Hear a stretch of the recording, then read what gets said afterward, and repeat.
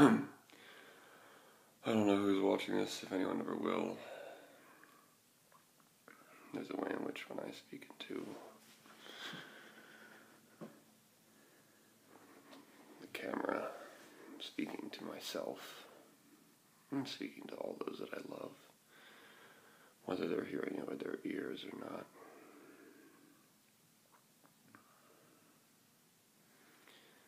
In a context, in a language that works for some people and doesn't work for others, you could say I'm speaking to God.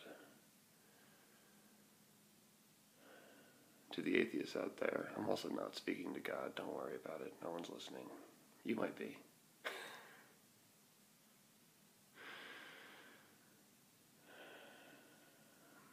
No one is listening. Well, I'm listening. I'm one. Someone's listening. Okay. Feeling impish and sad.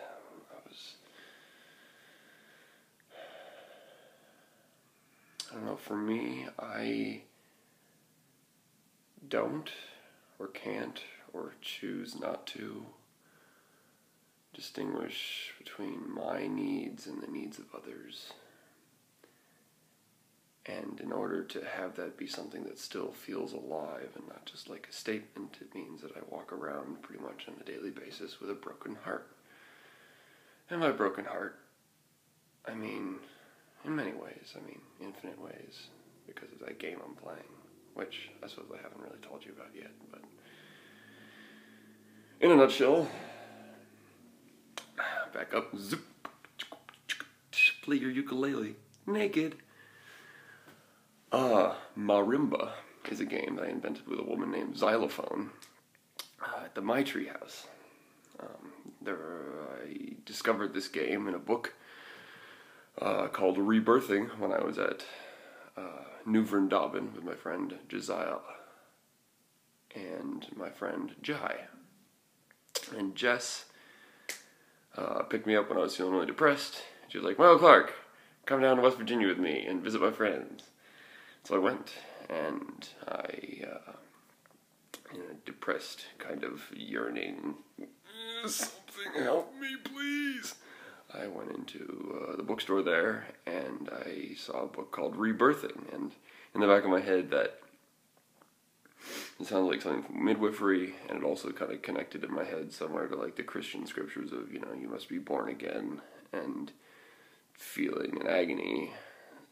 Something was just like, it was a weird book, it was like reddish, kind of salmon-y color,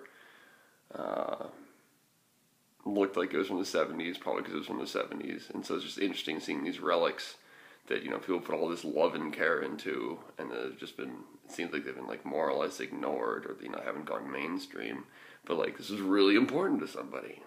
Anyway, so I picked it up, flipped it open, and somewhere in the middle of the book, the first words I read in this book were, "There is a context in which everything you experience can be considered funny, or can be understood to be humorous or funny." Here I am talking to a machine, a love you machine, with a big bushy beard. And I love the world, and yet my brothers and sisters are dying in it every day. And it's not just that they're dying, it's they're suffering, and they're being ignored, and I don't want to do that. That's hilarious. Where's the disconnect? Why am I not doing a better job?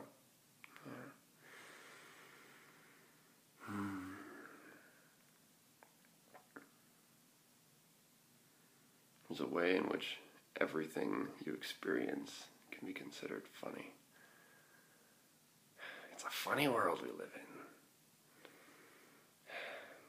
I've got to do everything by myself these days. If you want to do something right, you gotta do it yourself. I love you, Heath.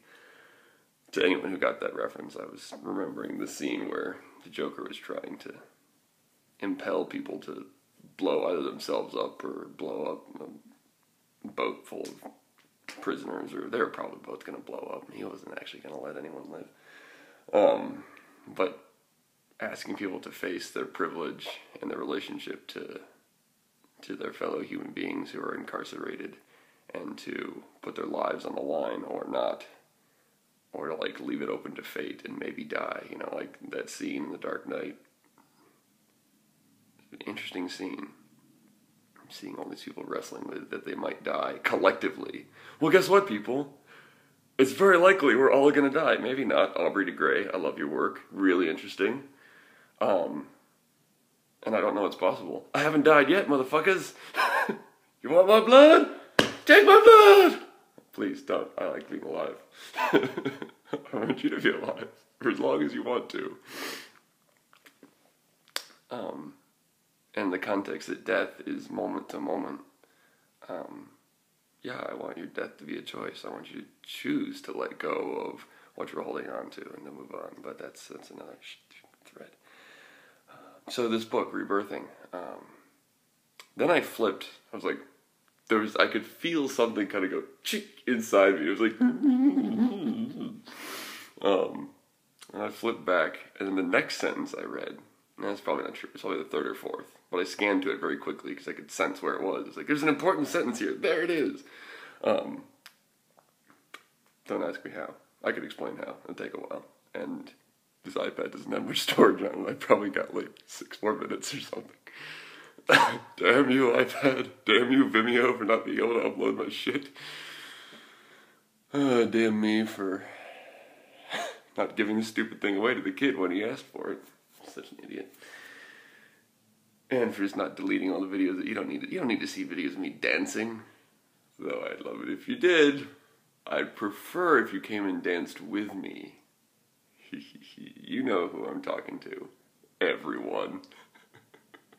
Randall Monroe did I'm sure he's done a couple what if XKCDs if everyone were to come to the exact same place on Earth. I think one was, if all 7 billion humans were a sphere, what would happen? And he does like the math on like 7 billion humans like on the sphere on the surface of the Earth, and it's like, like he does an assessment on how many people would die and how. It's pretty hilarious. I don't necessarily want to do that thing, though it would be memorable for those who survived. It would make the history books. Giant clusterfuck sphere of stupidity kills most.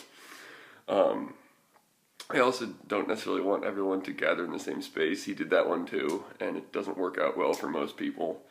Like, everyone could fit into the state of New Jersey, and very promptly the people in the center of the circle would die, and then there would just be like this concentric ring of death and mayhem.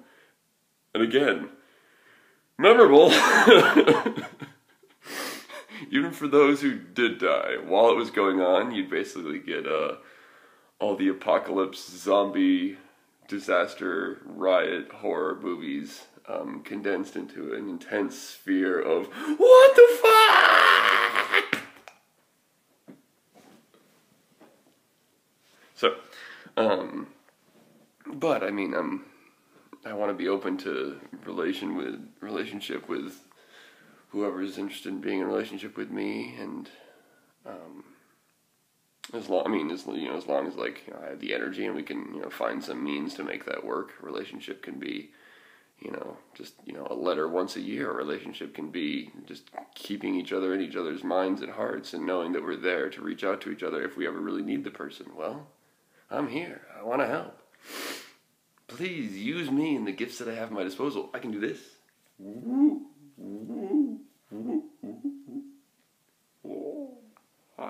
So, I can dance, juggle, write. I can be a monkey on stage. I can sing a song. I can play the ukulele. I taught myself how to play the ukulele the other day. Oh, and this is not a ukulele. This is... Her name is Makala. Say hello, Makala. This headband comes from Taylor's friend, whose name I'm forgetting, who I believe was from Colombia, although maybe somewhere else. Makala has 4 strings.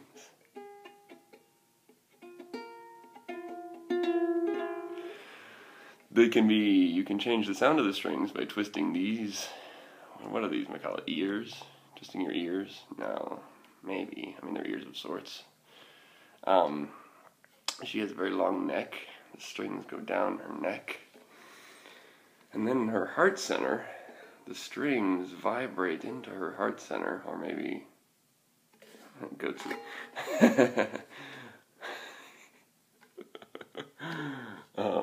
Yes, I paid attention on the internet. You sickos.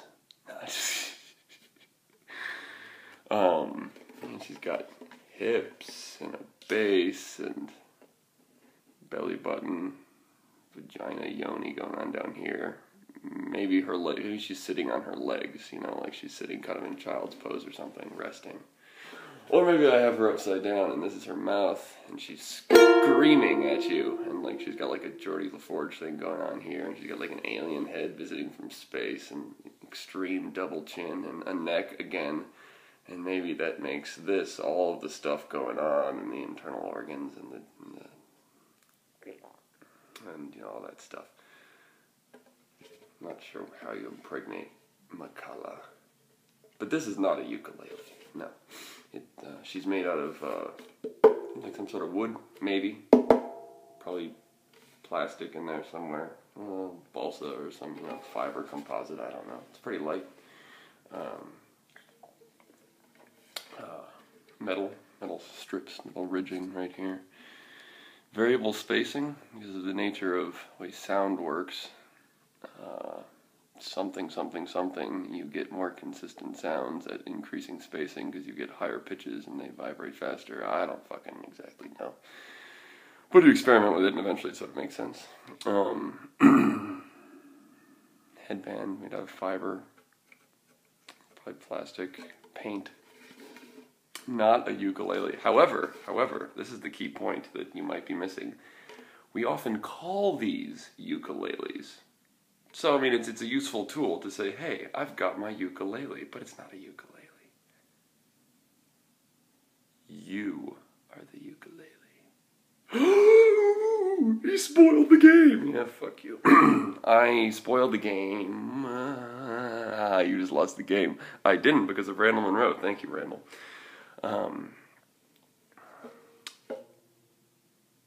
Because I think it has value. Because I believe, like Dr. Gregory House, it's way cooler to know. Because the magic is still there if you know. You're the ukulele. Congratulations. You don't need Makala. This is a ukulele. I can play it just the same.